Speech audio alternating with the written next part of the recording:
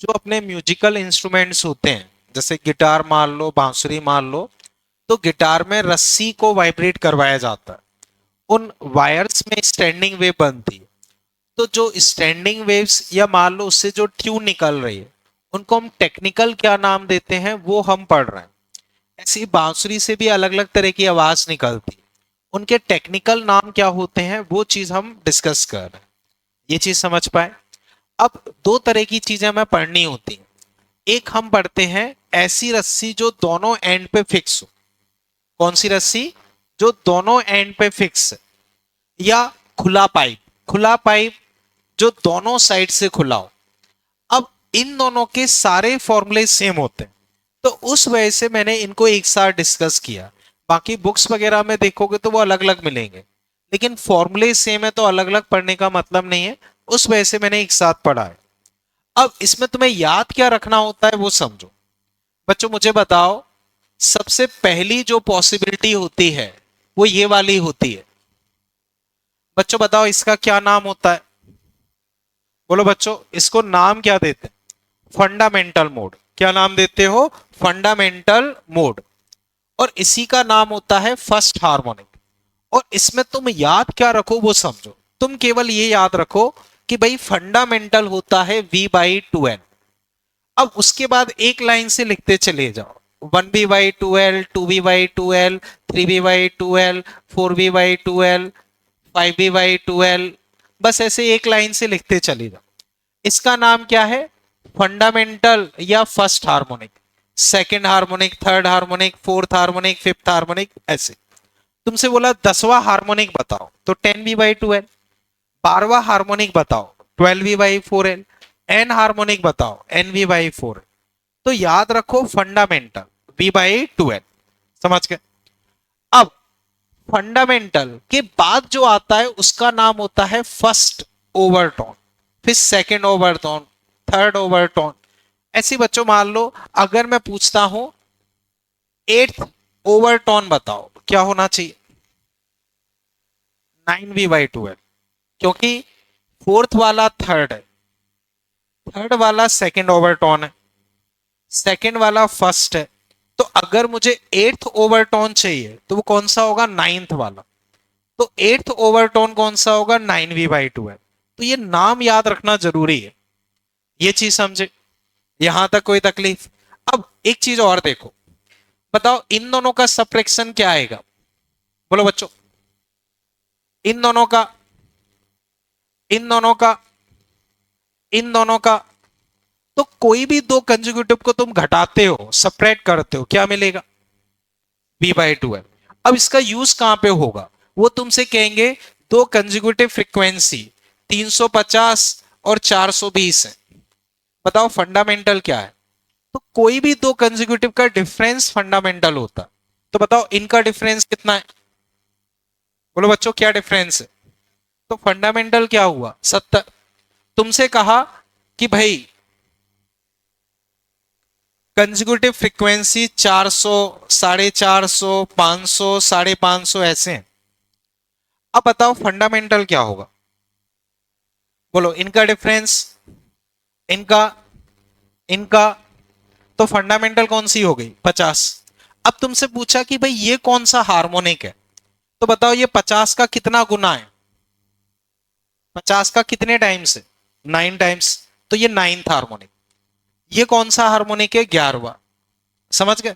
तो इस तरह के क्वेश्चंस रहते हैं। जैसे तुमसे पूछा फ्रीक्वेंसी 300, 350, 400, बताओ फंडामेंटल क्या है? बोलो बच्चों। 50।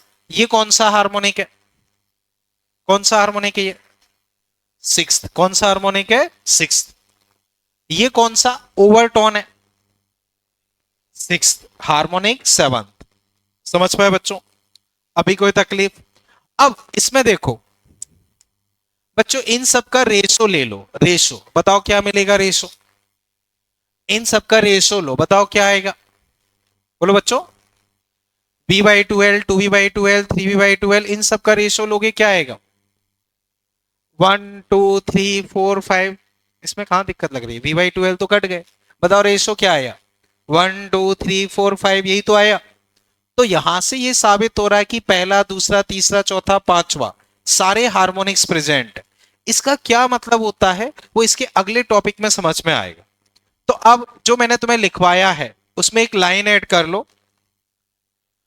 उसमें बच्चों एक लाइन ऐड करो, here all harmonics are present. Here all harmonics are present. Here all harmonics are present.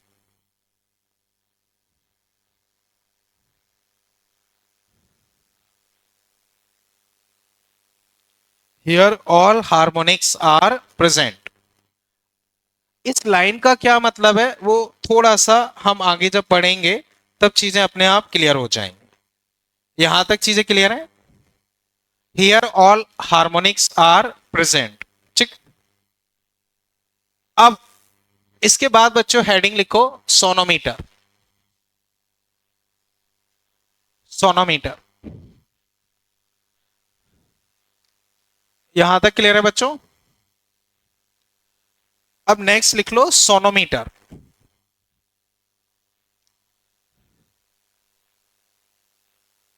तो बच्चों पहले समझना है, फिर मैं काम की चीजें तुम्हें लिखवा दूंगा, तो पहले केवल समझो। सोनोमीटर हेडिंग लिख ली, तो अब केवल समझना है। एक्चुअल में देखोगे तो सोनोमीटर कुछ ऐसा होता है, इसमें ये लकड़ी का बॉक्स है, यहां पे हुक लगा है, इससे ये वायर बंधा हुआ है, यहां एक घिरनी है, इस घिरनी से ऐसे वजन टांगते। ठीक है?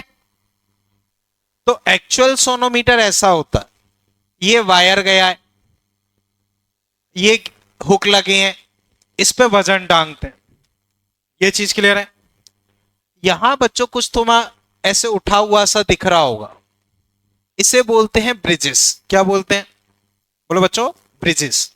ये ऐसे स्लाइड कर सकते हैं, और यहां ऐसे स्केल लगी है, तो स्केल से क्या है, लेंथ मेजर हो जाती है। इसी को साइड व्यू में और बेटर वे में देखो, ऐसा दिखेगा। देखो दिख पा रहा है कुछ? ये ऐसे वायर गया है, व्हाइट कलर का दिख रहा है, ये ब्रिजेस हैं, ये ब्रिजेस, ये घिरनी, और इसके थ्रू हम वजन टांगते हैं। मान लो हमने 10 किलो वजन टांगा, बच्चों बताओ रस्सी में टेंशन कितना आएगा? 10 किलो वजन टांगा, रस्सी में टेंशन 100, 15 किलो। तो वजन तुम टांगोगे उसके हिसाब से टेंशन एडजस्ट होगी। अब ये जो ब्रिजेस होते हैं इनको तुम यूं खिसका सकते हो। तो हम ऐसा मान के चलते हैं कि यहां रस्सी फिक्स हो गई, यहां रस्सी फिक्स हो गई, तो फिक्स एंड पे क्या बनेगा, नोड। फिक्स एंड पे नोड, इनके बीच की डिस्टेंस मान लो एल इफेक्टिव। तो अब कंक्लूजन समझो, तुम्हें बोलेंगे सोनोमीटर, बोलेंगे ब्रिजेस के बीच की डिस्टेंस है 50 सेंटीमीटर। तो सोनोमीटर क्वेश्चन सॉल्व करने के लिए सिंपली एक रस्सी होती है जो दोनों एंड पे फिक्स होती है। तुम्हारे लिए क्या है, सोनोमीटर दोनों एंड पे फिक्स रस्सी है। उस रस्सी की लंबाई कितनी है? उस रस्सी की इफेक्टिव लंबाई हम मानते हैं ब्रिजेस के बीच की डिस्टेंस। रस्सी में टेंशन कितनी है, जितना वजन टांग देंगे उतनी टेंशन है। कनेक्ट कर पाए? अब उसी का और डायग्राम देखो, साइड व्यू देखोगे, साइड व्यू तो कुछ ऐसा दिखेगा। यहां हुक से तुमने रस्सी बांध दी, ये तुम्हारे ब्रिजेस, यहां पे रस्सी फिक्स हो जाती, तो यहां हम नोड मानते हैं, यहां नोड मानते हैं। तो एक तरीके से इन दोनों पे फिक्स रस्सी मान ली। ब्रिजेस बच्चों ऐसे समझो, ऑफिसेस वगैरह में नेम प्लेट तुमने देखी होंगी, तिकोनी सी रहती है, तो वैसे ही ये ब्रिजेस होते हैं। यहां तुम वजन टांगते हो, उस हिसाब से तुम्हारा टेंशन आती। तो सबका कंक्लूजन केवल इतना सा है, सोनोमीटर का मतलब होता है दोनों एंड्स पे फिक्स रस्सी, और उसकी इफेक्टिव लेंथ क्या मानते हो, ब्रिजेस के बीच की डिस्टेंस। समझ पाए? अब इतने टफ डायग्राम का मतलब नहीं है, इसी वजह से मैंने इसका एक सिंपल डायग्राम ये बनाया है, उतना तुम्हारे लिए काफी। एक्चुअल डायग्राम क्या होता है मैंने बता दिया। लाइन डायग्राम बच्चों बस इतना ड्रॉ कर लो, ये सोनोमीटर हो गया है, ये दोनों ब्रिजेस हो गए हैं, इनके बीच की डिस्टेंस ये एल इफेक्टिव, यहां हम वजन टांग देते हैं। तो इससे तुम्हें दिमाग में रहेगा कि सोनोमीटर क्या होता है, और जो प्रॉपर डायग्राम का कोई मतलब नहीं है, कोई ड्राइंग में तुमसे पूछेगा नहीं, बस कंसेप्ट इससे काम चल जाए। तो ये डायग्राम बना सकते, वो बता रहा हूं, एक बार इतना कर लो।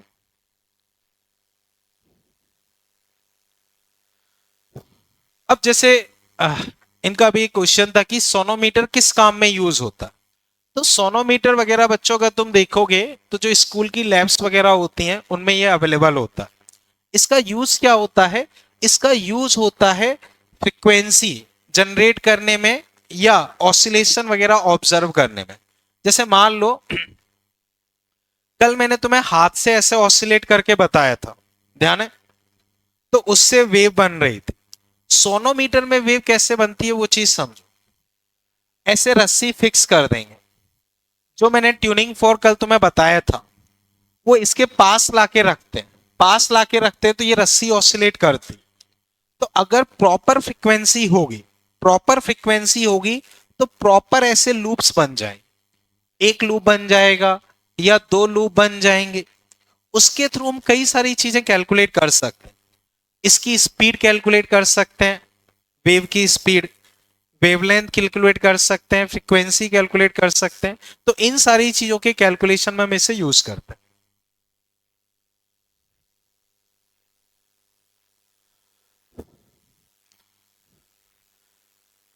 इतना बच्चों ड्रॉ कर लिया? कर लो।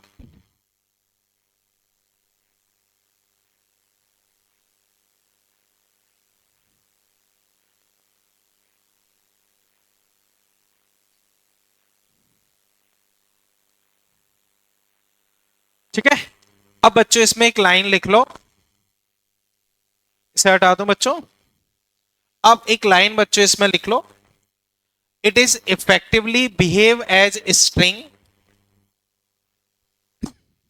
It is effectively behave as string fix at both ends. तो सोनोमीटर को तुम्हें क्वेश्चन के हिसाब से क्या मानना है वो समझो। तुम्हारे लिए वो केवल एक रस्सी है जो कि दोनों एंड्स पे फिक्स है, खत्म। अब रस्सी की लेंथ क्या है? तो effective length is distance between the bridges. तो जो इसके दो ब्रिजेस हैं उनके बीच की डिस्टेंस इसकी इफेक्टिव लेंथ। तो किसी भी क्वेश्चन में अगर तुम्हें सोनोमीटर मिलता है तो उस नाम से कंफ्यूज नहीं होना। समझ गए बच्चों?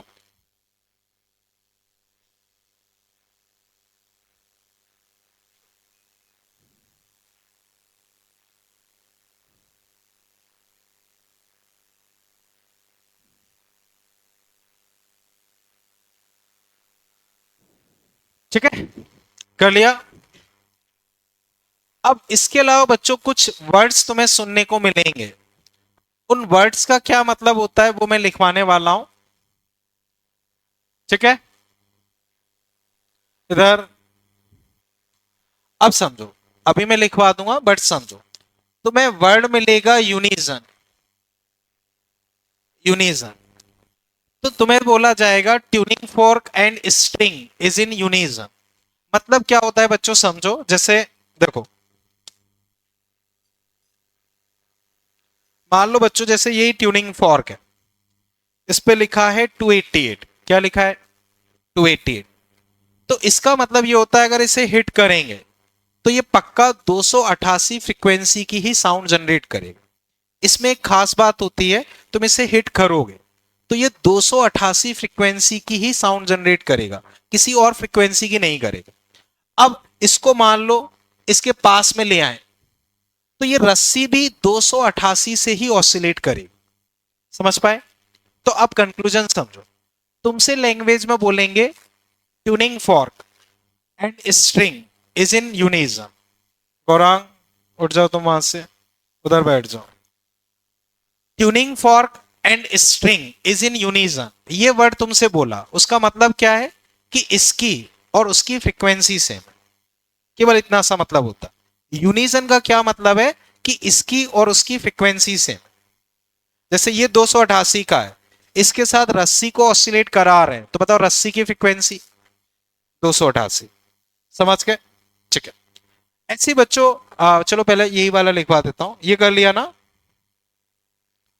तो अब बच्चों आगे लिख लो यूनिजन। यूनिजन का मतलब फ्रीक्वेंसी सेम। यूनिसन का क्या मतलब होगा? फ्रीक्वेंसी से।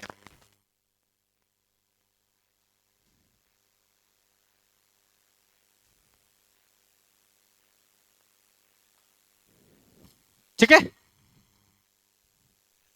अब एक बच्चों, हालांकि वो टॉपिक अब हट गया है, लेकिन उससे वर्ड कई बार यूज होता है और काम का रहता है, तो वो चीज मैं डिस्कस कर रहा हूं।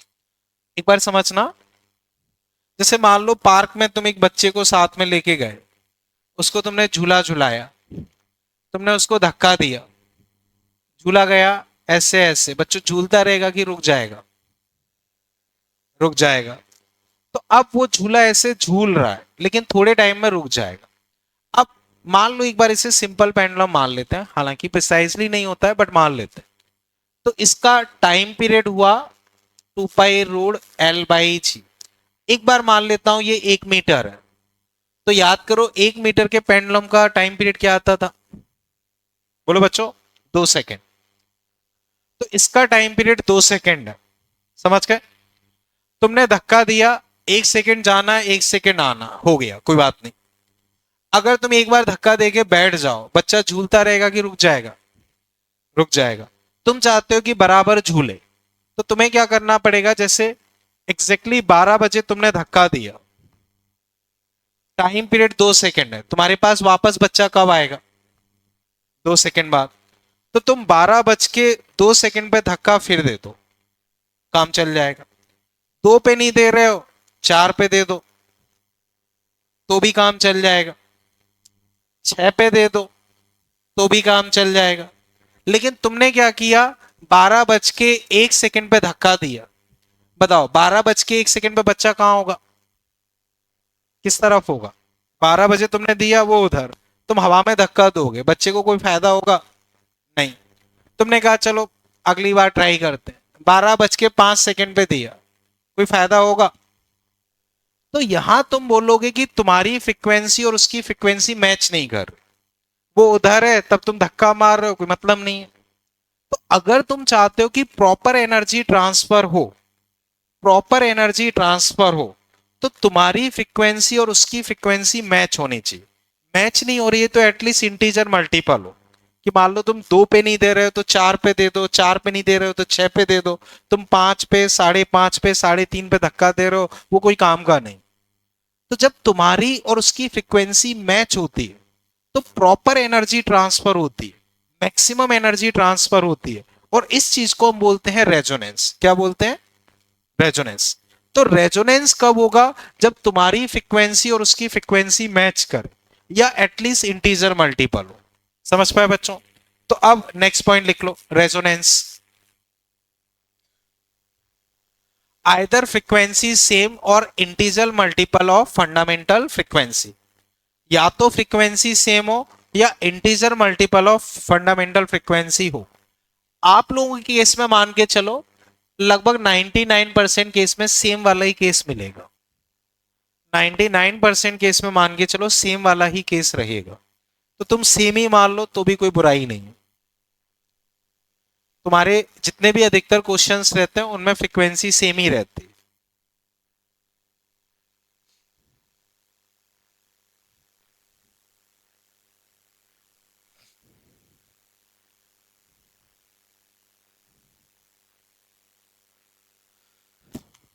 ठीक है। अब बच्चों एक वर्ड तुम्हें सुनने को मिलेगा, ऑक्टेव। क्या वर्ड है? ऑक्टेव।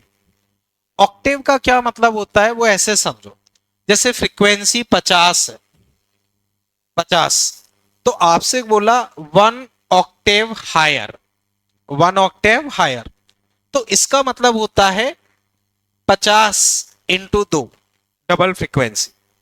तुमसे कहा 2 ऑक्टेव हायर, तो इसका मतलब होता है 50 × 2 का स्क्वायर। तुमसे कहा 3 ऑक्टेव हायर, बच्चों बताओ क्या मतलब होना चाहिए? 50 × 2 का क्यूब। तुमसे कहा 5 ऑक्टेव हायर, क्या मतलब होगा? 50 × 2 की पावर 5। समझ पाए? तो 1 ऑक्टेव हायर का मतलब डबल फ्रीक्वेंसी, 2 ऑक्टेव हायर का मतलब 4 गुना फ्रीक्वेंसी, 3 ऑक्टेव हायर का मतलब 8 गुना फ्रीक्वेंसी। पॉइंट समझ पाए? अब ऐसे इसमें बोलते हैं 1 ऑक्टेव लोअर, इसका मतलब होता है 50 × 2⁻⁻1। तुमसे कहा 2 ऑक्टेव लोअर, 50 × 2⁻²। तुमसे कहा 4 ऑक्टेव लोअर, बताओ बच्चों क्या मतलब होगा? बोलो बच्चों, 50 × 2⁻⁻4। तो क्या मतलब हुआ? 1 ऑक्टेव लोअर का मतलब होता है आधी फ्रीक्वेंसी, 2 ऑक्टेव लोअर का मतलब 1/4, 3 का मतलब 1/8। तो हायर में डबल, 4 × 8 लोअर में हाफ, 1/4, 1/8। तो टर्म्स पता होना चाहिए वरना अटक जाओगे। समझ गए? ठीक है, तो अब बच्चों आगे लिख लो। Octave, f × 2⁻n, 1 octave higher, f × 2⁻1 यानी कि 2f। 2 ऑक्टेव हायर, f × 2⁻2 यानी कि 4f। 1 Octave lower, f × 2⁻⁻1, f/2। 2 Octave lower, f × 2⁻⁻2, f/4। समझ के बच्चों?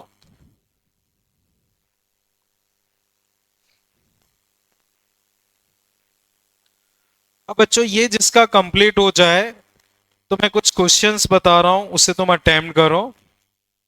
हमने इसमें सेकंड तक कर लिए थे, तो बच्चों इसमें 4, 5, 6 ये 3 अटेम्प्ट कर लो।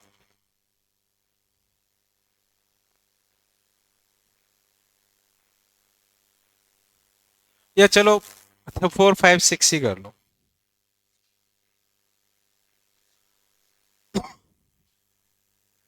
एक बार बच्चों अटेम्प्ट कर लो, फिर मैं डिस्कस करता हूं। याद रहे, डिस्कशन नहीं करें। 4, 5, 6 तो पहले इतना कर लो, फिर हम सीट 4 में 4, 5, 6।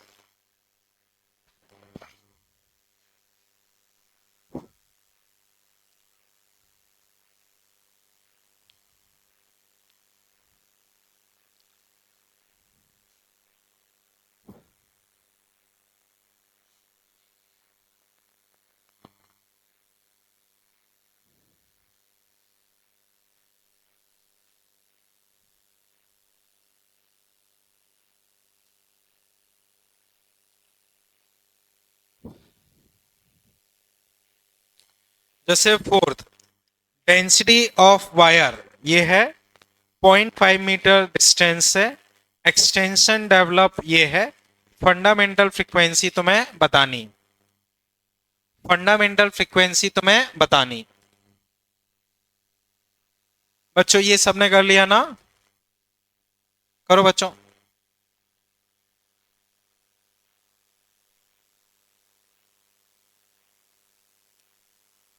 ठीक है, हाँ 4।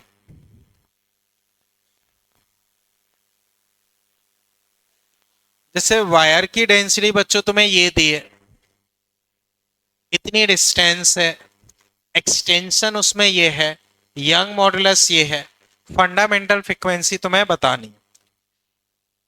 तो बच्चों बताओ फंडामेंटल फ्रीक्वेंसी का क्या फॉर्मूला होता है? बोलो बच्चों। मैंने बोला है फंडामेंटल रट लो, क्या होता है? फंडामेंटल V/2 है। कितना? V/2 है। तो फंडामेंटल फ्रीक्वेंसी V/2L, 2, लेंथ तुम्हें कितनी दी है? 0.5।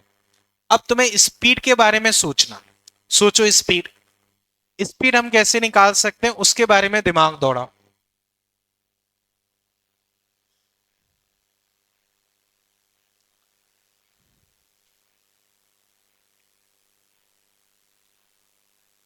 इतना समझ पाए ना? अब बच्चों इसे करो, दिमाग दौड़ाओ। V/2L, 2 और L वो तो पता है। अब स्पीड पे दिमाग लगाना, तो गिवन पैरामीटर से स्पीड कैसे आएगी वो तुम्हें सोचना। जिससे भी सॉल्व होता है हैंड राइज करे, बताए मुझे। जिससे भी सॉल्व होता है हैंड राइज करे, बताए।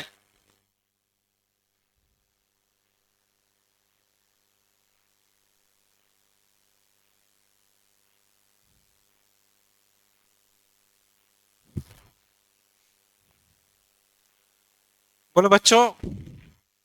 बच्चों जहां मैंने तुम्हें स्पीड बताई थी उस फॉर्मूले को याद करो।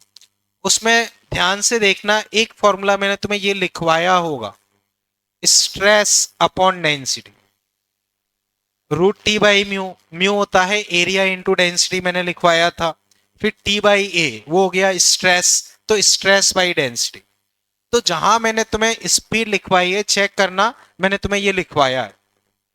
याद आया बच्चों? अब याद करो, थोड़ा बहुत इलास्टिसिटी तुम पढ़ चुके हो। वाई होता है F upon a delta l by L. याद आया? तो यहां से स्ट्रेस तुम्हारे पास क्या आया? Y delta l by l. बोलो बच्चों, इसमें कोई तकलीफ? वाई तुम्हें कितना दिया है?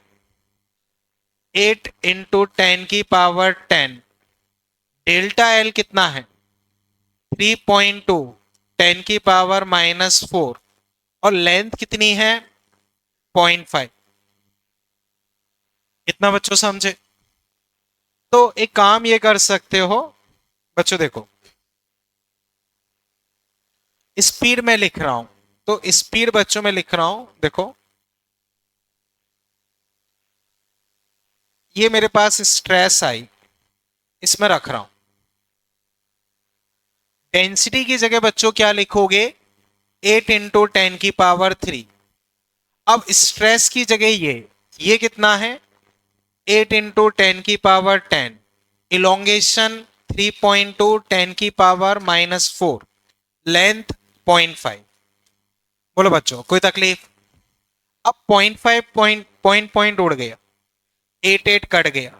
ध्यान से देखो, 6, 6 में से 3 गए, 3, 3 बचे, 3 बचे। अब स्कूल में लिख रहा हूं, देखना बच्चों, 32,000/5।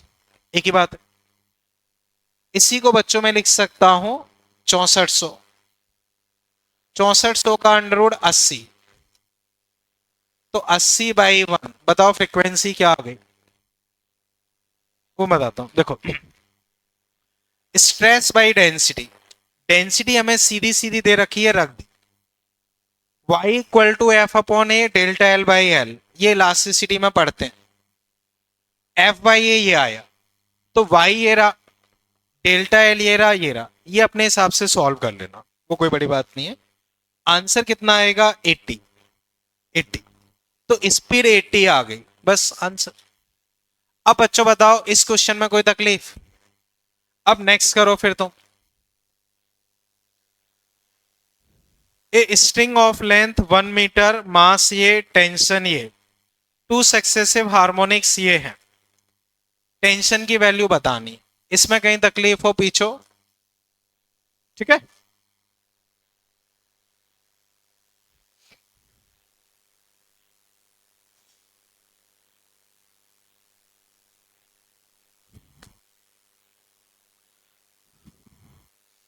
ठीक हो वीर? किए 10 क्वेश्चन? 5 अभी बताना।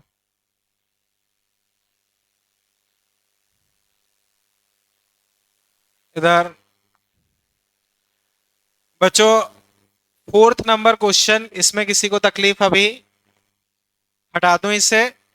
अब 5th देखो, 5th जिससे सॉल्व हुआ हो वो एक बार हैंड राइज करे। सही है, क्या किया?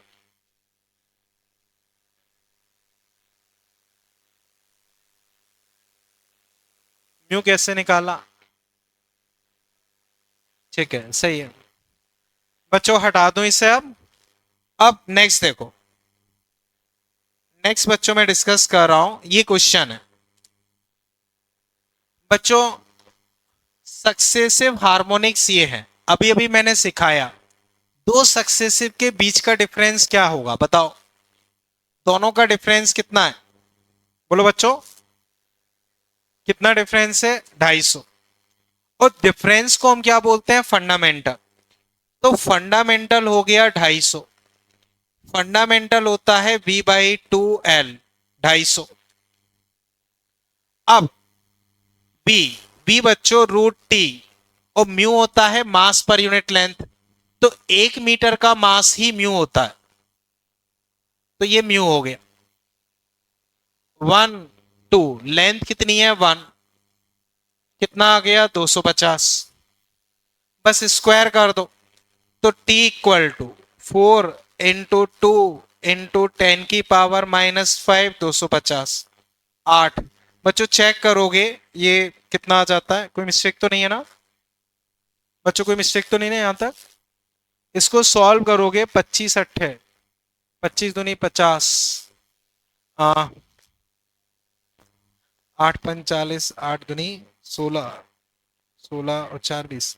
बच्चों टेंशन कितनी आएगी, 5 आ रही है क्या बच्चों, आ रही क्या इससे 5, कोई मिस्टेक तो नहीं है ना। फिर देखते हैं, V/2L स्क्वायर किया 4, सब सही है, कोई दिक्कत, हाँ यहां भी स्क्वायर होगा, यहां भी स्क्वायर होगा, चेक करना टेंशन 5 आ जाए, समझ गए ना, ठीक है।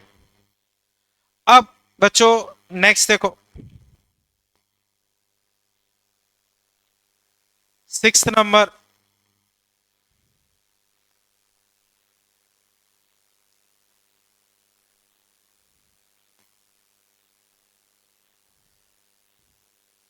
बच्चों इसमें कोई तकलीफ तो नहीं ना, चेक कर लो आराम से।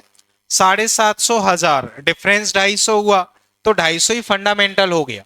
फंडामेंटल होता है V/2L, लेंथ 1 है, T म्यू दे रखा है, बस आंसर।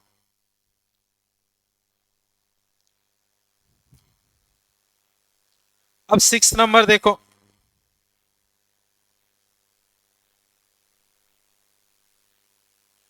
बच्चों जैसे बताओ दो के बीच का डिफरेंस को क्या बोलोगे, फंडामेंटल।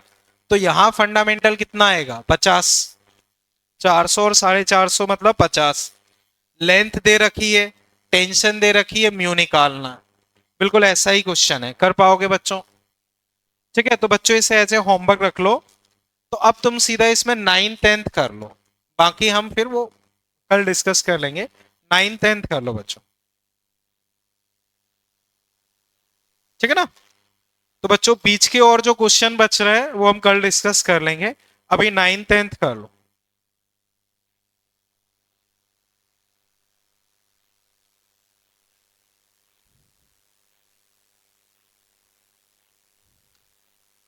बच्चों बताओ 9th में क्या आ रहा है आंसर, 9th जिससे हुआ हो, बोलो बच्चों, 9th जिससे भी हुआ हो हैंड राइज करें, सही है, बोलो क्या किया,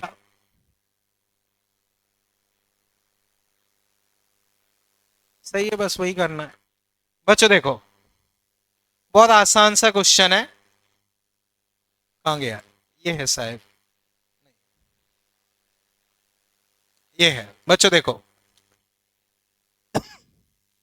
स्पीड बच्चों ये रही, लेंथ ये रही, और ओपन पाइप है, तो ओपन पाइप में फंडामेंटल क्या था V/2L, V 350, 2 लेंथ 0.5, बस खत्म, बोलो कोई तकलीफ हो।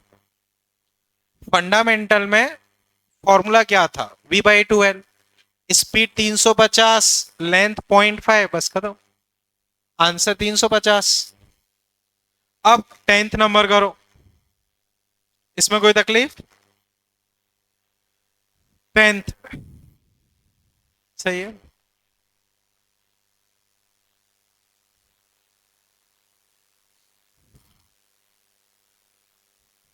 बच्चों ये क्लियर है ना, हटा दो, ठीक है।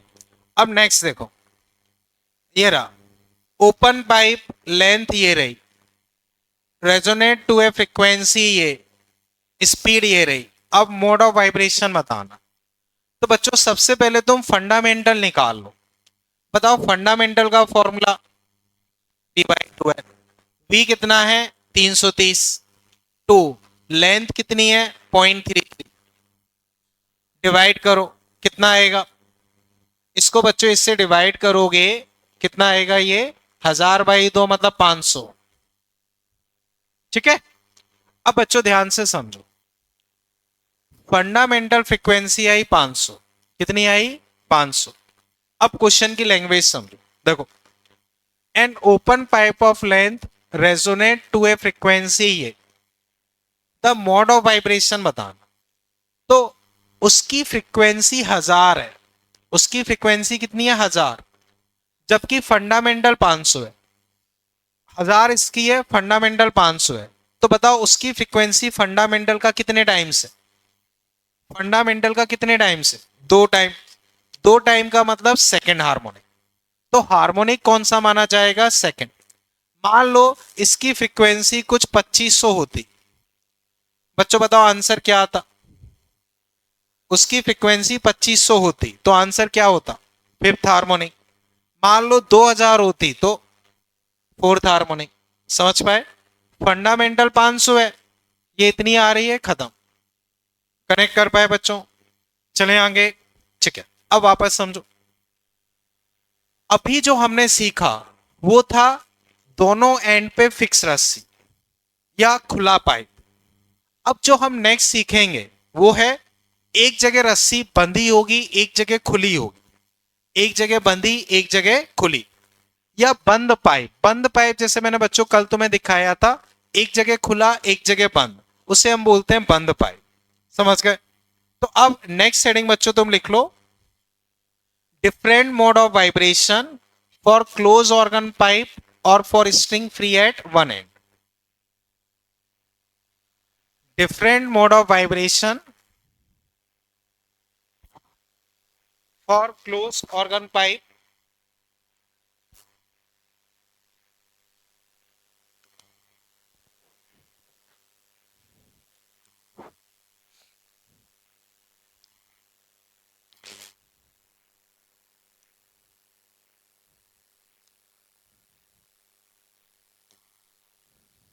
ठीक है।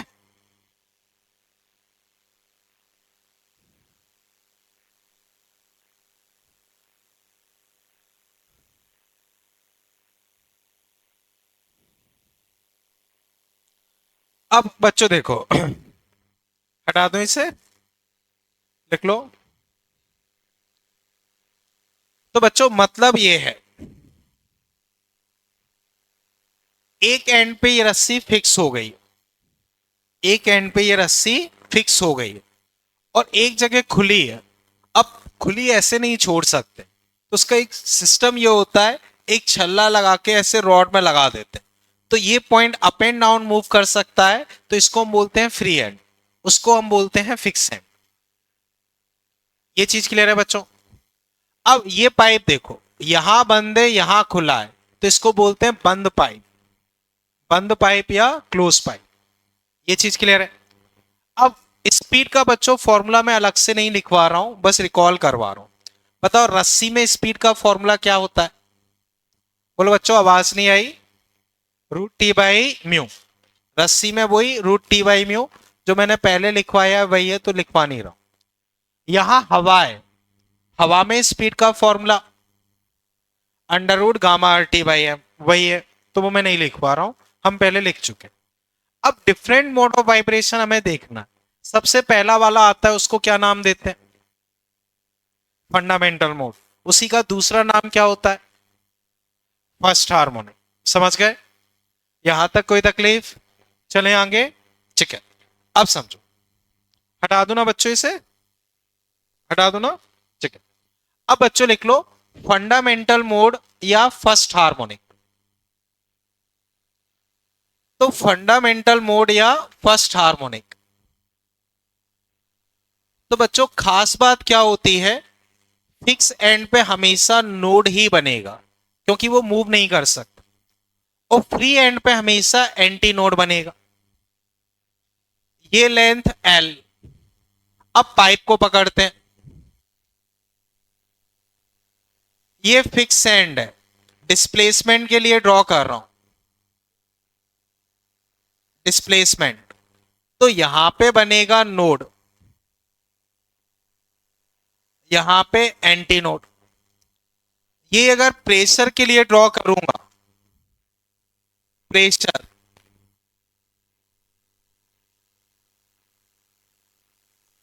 प्रेशर के लिए रिवर्स हो जाएगा। प्रेशर के लिए बच्चों यहां नोड, यहां एंटी नोड, लेंथ वही एल। तो एक चीज बच्चों दिमाग में रखनी है, जो फिक्स एंड है वो कहीं वाइब्रेट नहीं कर सकता, तो उस पर पक्का नोड बने, उस पर पक्का क्या बनेगा, नोड। और जो फ्री एंड है उस पर एंटी नोड। तो सबसे मिनिमम से मिनिमम पॉसिबिलिटी ये हो सकता है, और जो मिनिमम से मिनिमम पॉसिबिलिटी होती है उसी को हम बोलते हैं फंडामेंटल मोड या फर्स्ट हार्मोन। ये समझ गए। अब मैंने तुम्हें रटवाया था नोड और एंटी नोड के बीच की डिस्टेंस, तो बताओ नोड और anti node distance lambda by 4, node anti node distance lambda by 4, anti node node distance lambda by 4। तो हर केस में डिस्टेंस तुम्हारी क्या है, लैम्डा बाई 4। अब ये अगर 20 है तो 20 के बराबर, 30 है तो 30 के बराबर, और एल है तो एल के बराबर। तो हम लिखेंगे लैम्डा बाई 4 एल के बराबर। तो लैम्डा यहां से आ गया 4 है। बोलो कोई तकलीफ। अब फ्रीक्वेंसी, फ्रीक्वेंसी क्या होती है, वी बाई लैम्डा, तो एफ वी बाई 4 एल। तो यहां फंडामेंटल फ्रीक्वेंसी क्या आई है, वी बाई 4 एल। बच्चों वहां क्या थी, यहां कितनी है, उसके कंपैरिजन में कितनी है, आधी, उसके कंपैरिजन में आधी। समझ गए। मान लो वहां फंडामेंटल फ्रीक्वेंसी 50 है, तो यहां क्या होगी, सारी चीजें सिमिलर है। वहां फंडामेंटल 50, तो यहां कितनी आएगी, बोलो बच्चों। वहां पिछले वाले केस में फंडामेंटल 50 है, चीजें सिमिलर हो तो यहां फंडामेंटल क्या बैठेगी, 25।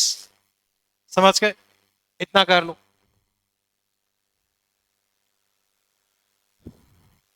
तो बच्चों थोड़े टाइम बाद तुम नाम वगैरह सब भूल जाओगे, बहुत कंफ्यूजन होगा।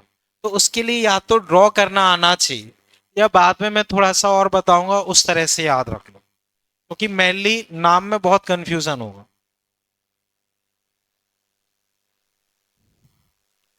टॉपिक के 1 2 3 दिन तक ही नाम याद रहते हैं, उसके बाद सारे नाम मिक्स हो जाते हैं, कि ओवरटोन क्या था, हार्मोनिक क्या था, फंडामेंटल क्या था, वो सब भूल जाओगे।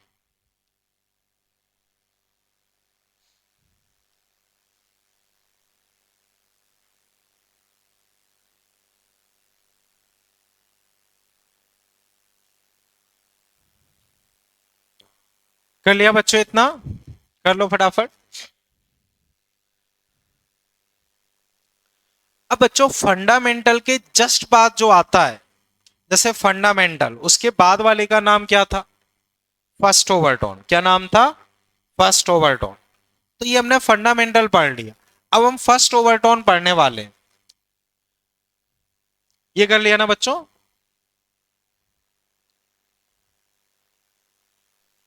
हटा दो बच्चों अब, कर लो। ठीक है। अब बच्चों लिख लो फर्स्ट ओवरटोन और थर्ड हार्मोनिक। याद रहे इसमें सेकंड हार्मोनिक नहीं होता। तुम सोचोगे कि सर सेकंड हार्मोनिक होना चाहिए, ऐसा नहीं है, वो अभी मैं बताऊंगा, बट हेडिंग यही लिख लो, फर्स्ट ओवरटोन और थर्ड हार्मोनिक। फर्स्ट ओवरटोन या थर्ड हार्मोनिक। तो पहली पॉसिबिलिटी हमने ड्रॉ कर ली थी। नेक्स्ट पॉसिबिलिटी ये बन सकती कि वो ऐसे ऑसिलेट करे। तो ये तुम्हारा नोड, ये एंटी नोड, ये नोड, और ये एंटी नोड।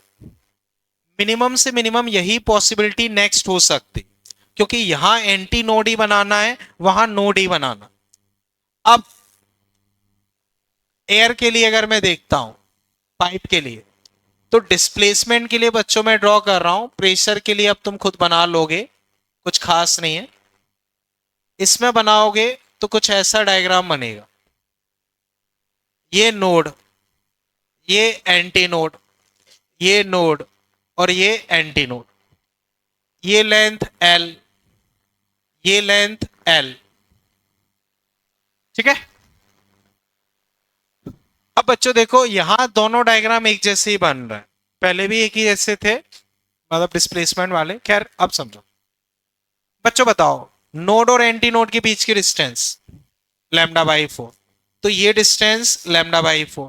बताओ एंटी नोड और नोड के बीच की, फिर नोड और एंटी नोड, तो lambda by 4 lambda by 4 lambda by 4 कितना हो गया, 3 lambda by 4। Lambda by 4 lambda by 4 lambda by 4 3 lambda by 4।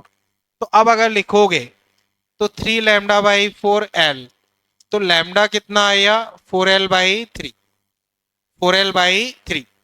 अब देखो फ्रीक्वेंसी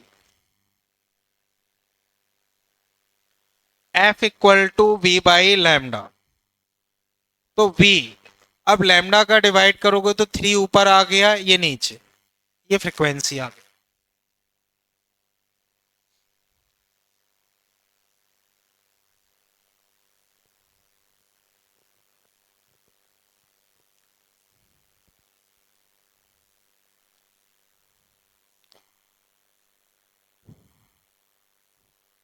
तो बच्चों बताओ इसमें फंडामेंटल क्या था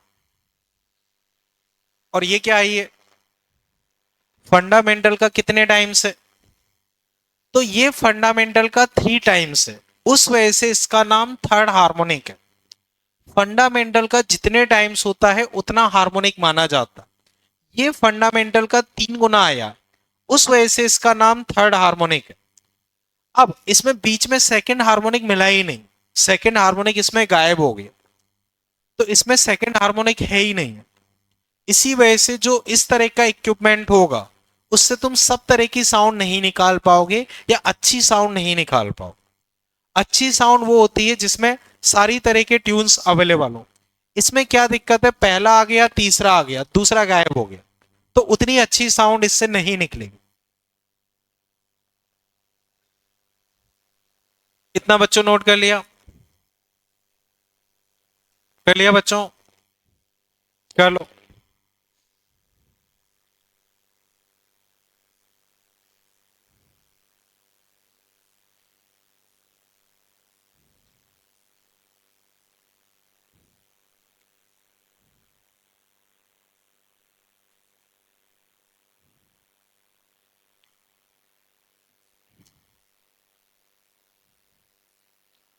ठीक है,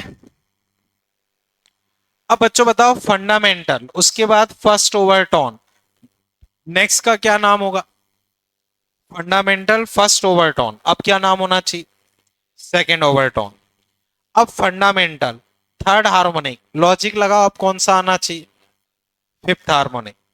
अब समझो पहला वाला था 12/1 12/3, नेक्स्ट वेवलेंथ क्या आनी चाहिए 12/1 12/3, सोचो नेक्स्ट क्या आएगी 12/5।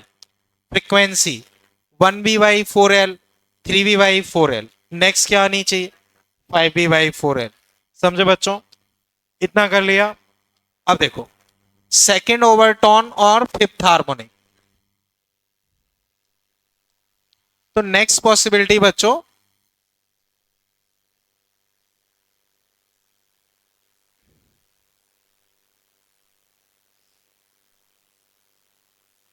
बच्चों वही node anti node, node anti node, node anti node, ये डिस्टेंस एल पाइप के लिए ड्रॉ करोगे,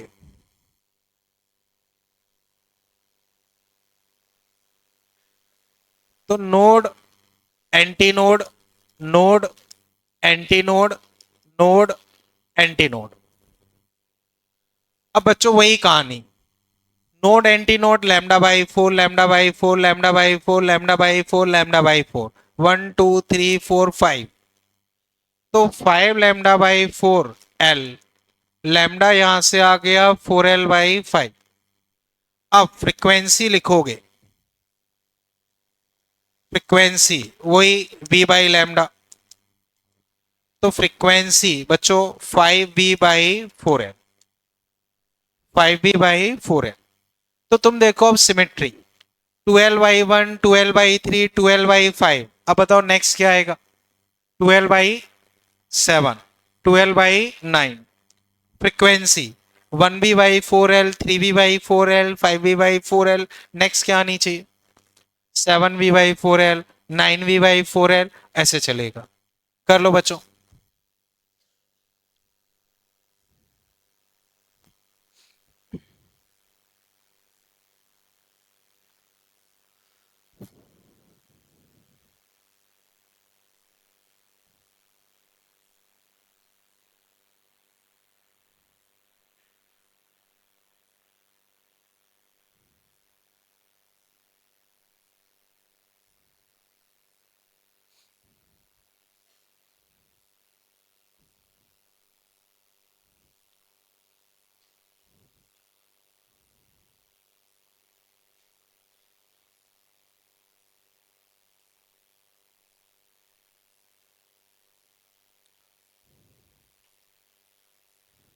अब जैसे बच्चों 1 2 3 चल रहा है, अब सोचो बच्चों, फर्स्ट फर्स्ट ओवरटोन आप देखो। फर्स्ट ओवरटोन में तुम्हारा क्या था बच्चों? इधर देखो, यहां तक कर लिया। देखो, फंडामेंटल 1v/2l। इधर बच्चों first overtone 3v/4l। Second overtone में 5v/4l। थर्ड ओवरटोन में बच्चों बताओ क्या आना चाहिए? देखो, सेकंड में आया है 5v/4l, तो बताओ थर्ड में क्या आना चाहिए? 7। फोर्थ में 9। फिफ्थ में 11। समझ पाए? ऐसे अगर मैं nth लिखना चाह रहा हूं, nth, तो nth में क्या आना चाहिए? मैं इधर लिख रहा हूं, देखो, 2n+1 v/4l। चाहो तो चेक करो, सेकंड चेक करो। n की जगह 2 रखो, बताओ क्या आ रहा है? n की जगह 2 रखो, बताओ क्या आ रहा है? 5। 3 रखोगे 7।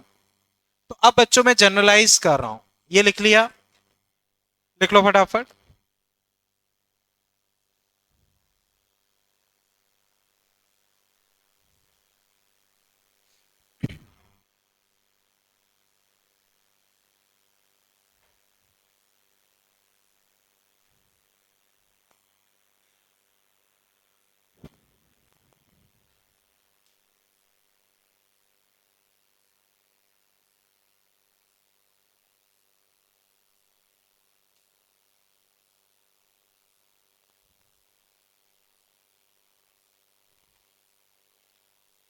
कर लिया बच्चों अभी इतना? हटा दो बच्चों। अब आगे बच्चों लिख लो, nth ओवरटोन या 2n+1 हार्मोनिक। तो nth ओवरटोन के लिए अगर लिखोगे तो फ्रीक्वेंसी हो जाएगी 2n+1 v/4l। ठीक है ना? 2n+1 v/4l। 2n+1 ये हार्मोनिक हो गया। इधर बच्चों देखो, इधर देखो, फिफ्थ हार्मोनिक में 5 था, सेवंथ हार्मोनिक में 7 था, तो 2n+1 हार्मोनिक में 2n+1 होगा। ये 2n+1 हार्मोनिक। क्लियर है बच्चों? फॉर्मूला रटने की जरूरत नहीं है, रटने की क्या जरूरत पड़ेगी वो अभी मैं समझाऊं। इधर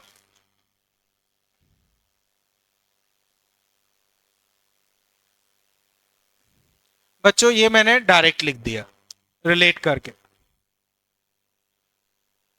ये अपना क्या है? nth ओवरटोन या 2n+1 हार्मोनिक।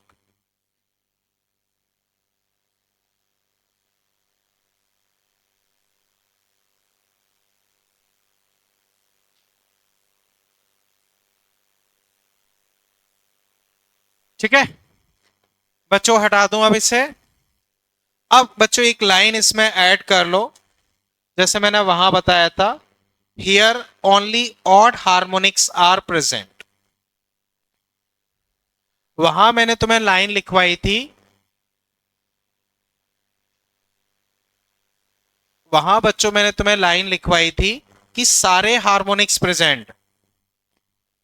यहां मैं क्या लाइन लिखवा रहा हूं? केवल ऑड हार्मोनिक्स प्रेजेंट। अब इसका यूज क्या है बच्चों, वो चीज समझो।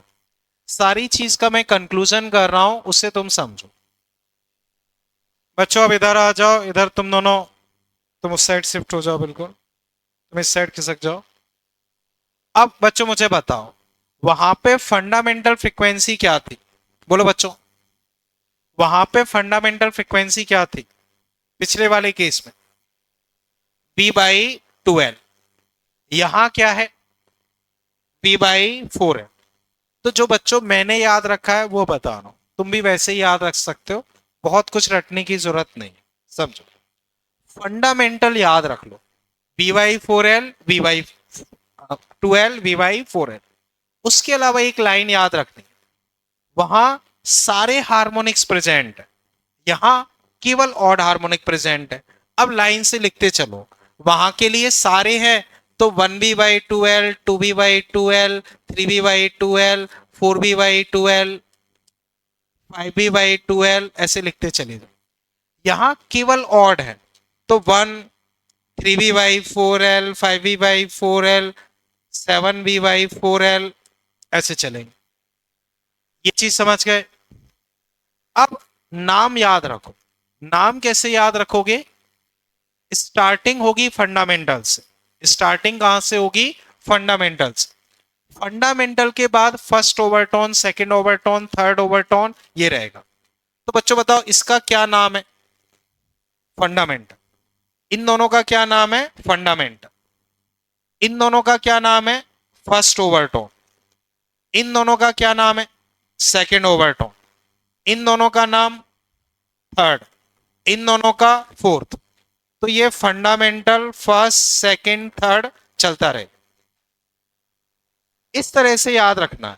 B/12, 2B/2L, 3B/2L, 4B/2L, line से लिखते चले जाओ।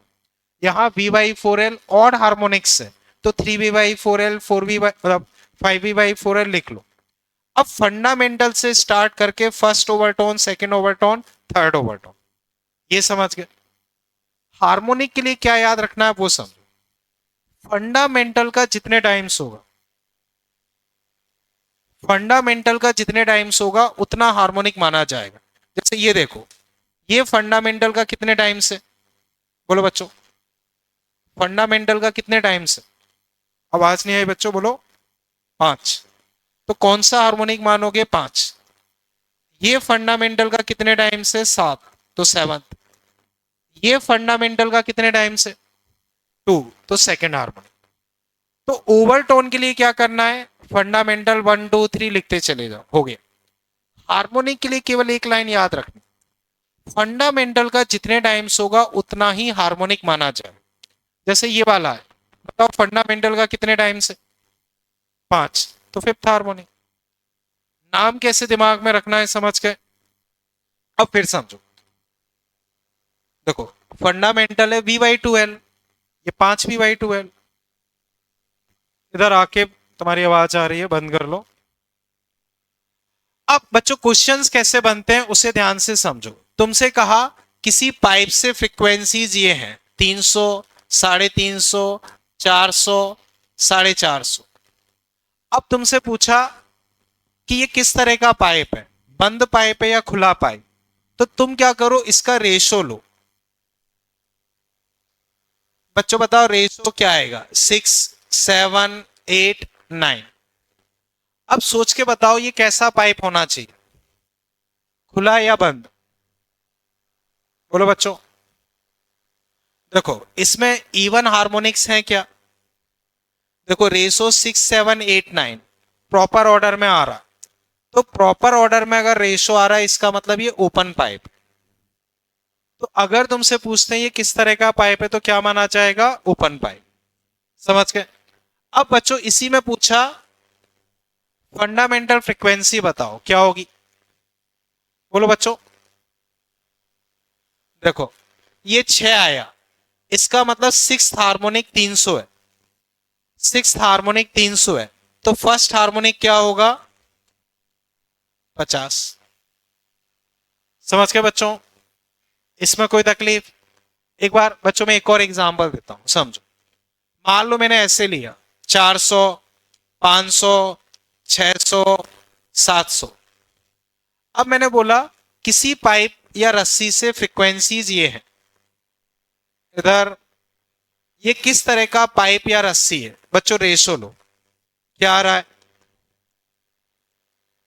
कंटिन्यूएशन में आ रहा है। कंटिन्यूएशन का मतलब सारे हार्मोनिक्स हैं, सारे हार्मोनिक्स है, यानी कि ये दोनों सिरे पे बंद रस्सी है या खुला पाइप। अब मैंने पूछा फंडामेंटल बताओ, तो फोर्थ वाला 400 है, तो वन वाला कितना होगा 100, तो फंडामेंटल कितना माना जाएगा 100। अभी समझ गए बच्चों? बताओ इसमें मैं पूछता हूं सेकंड हार्मोनिक बताओ, क्या आंसर होगा? सेकंड हार्मोनिक 200, फंडामेंटल 100 है, उसका डबल सेकंड हार्मोनिक। अब फिर देखो, मान लो मैंने तुमसे कहा 150, 250, 350, 450, बताओ किस तरह का पाइप है? बोलो बच्चों, रेशो लो, 3, 5, 7, 9, कौन सा पाइप है? इन सब का 50 से डिवाइड करो, तो ऑड नंबर में रेशो आ रहा है। ऑड नंबर में रेशो किसका होता है?